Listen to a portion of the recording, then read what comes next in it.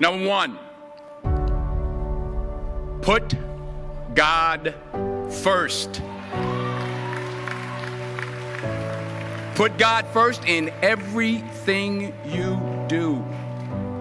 Everything that you think you see in me, everything that I've accomplished, everything that you think I have, and I have a few things, everything that I have is by the grace of God. Understand that. It's a gift. 40 years ago, March 27th, 1975, it was 40 years ago, just this past March, I was flunking out of college. I had a 1.7 grade point average. I hope none of you can relate. I had a 1.7 grade point average. I was sitting in my mother's beauty shop. They still call it beauty shops now? What they call it now? Yeah, I was sitting in the beauty parlor. I was sitting in my mother's beauty parlor, and I'm looking in the mirror, and I see behind me this woman under the dryer. And every time I looked up, she was looking at me, just looking me in the eye. And I didn't know who she was, and I said, she said, somebody give me a pen, give me a pencil, I have a prophecy. March 27, 1975, she said, boy, you are going to travel the world and speak to millions of people. Now, mind you, I was flunked out of college. I'm thinking about joining the army. I didn't know what I was going to do, and she's telling me I'm going to travel the world and speak to millions of people. Well, I have traveled the world, and I have spoke to millions of people. But that's not the most important thing, the success that I had. The most important thing is that what she taught me and what she told me that day has stayed with me since. I've been protected. I've been directed. I've been corrected. I've kept God in my life, and it's kept me humble. I didn't always stick with him, but he always stuck with me. So stick with him in everything you do. If you think you want to do what you think I've done, then do what I've done and stick with God. Number two, fail big. That's right. Fail big. Today's the beginning of the rest of your life, and it can be very frightening. It's a new world out there. It's a mean world out there, and you only live once. So do what you feel passionate about. Take chances professionally. Don't be afraid to fail. There's an old IQ test, was 9 dots, and you had to draw 5 lines with a pencil within these 9 dots without lifting the pencil. The only way to do it was to go outside the box. So don't be afraid to go outside the box. Don't be afraid to think outside the box. Don't be afraid to fail big, to dream big. But remember, dreams without goals are just dreams, and they ultimately fuel disappointment.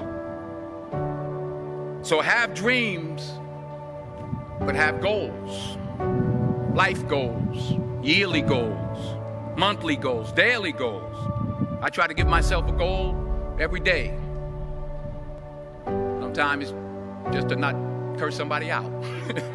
Simple goals, but have goals.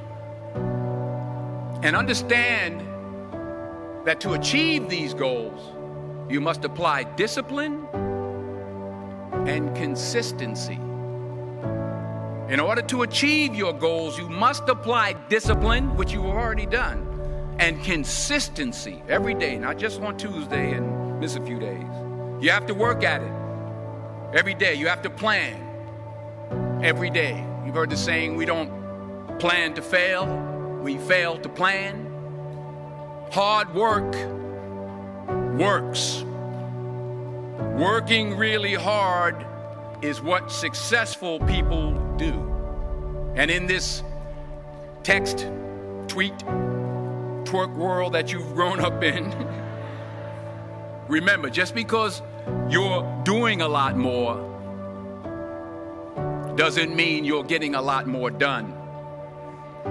Remember that. Just because you're doing a lot more doesn't mean you're getting a lot more done.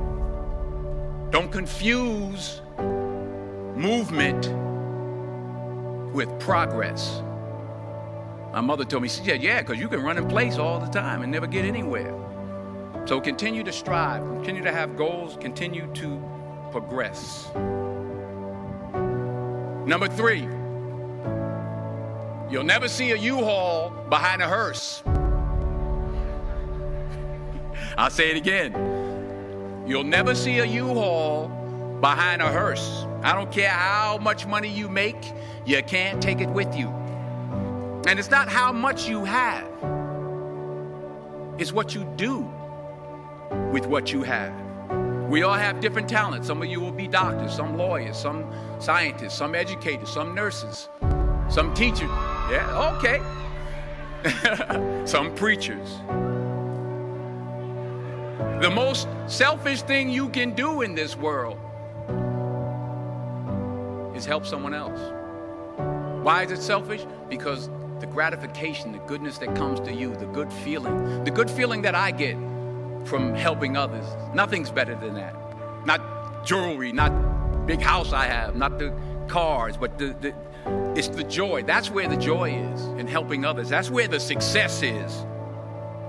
Finally, I pray that you put your slippers way under the bed tonight, so that when you wake up in the morning, you have to get on your knees to reach them.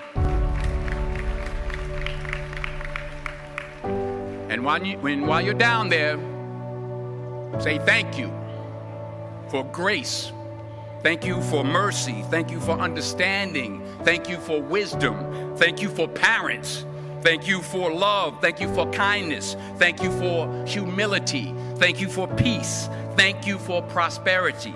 Say thank you in advance for what's already yours. That's how I live my life. That's why I am. One of the reasons why I am today. Say thank you in advance for what is already yours. True desire in the heart for anything good is God's proof to you, sent beforehand to indicate that it's yours already. I'll say it again. True desire in the heart, that itch that you have, whatever it is you want to do, that thing that you want to do to help others and to grow and to make money, that desire, that itch, that's God's proof to you, sent beforehand already to indicate that it's yours. And anything you want good, you can have. So claim it. Work hard to get it. When you get it, reach back. Pull someone else up. Each one, teach one. Don't just aspire to make a living.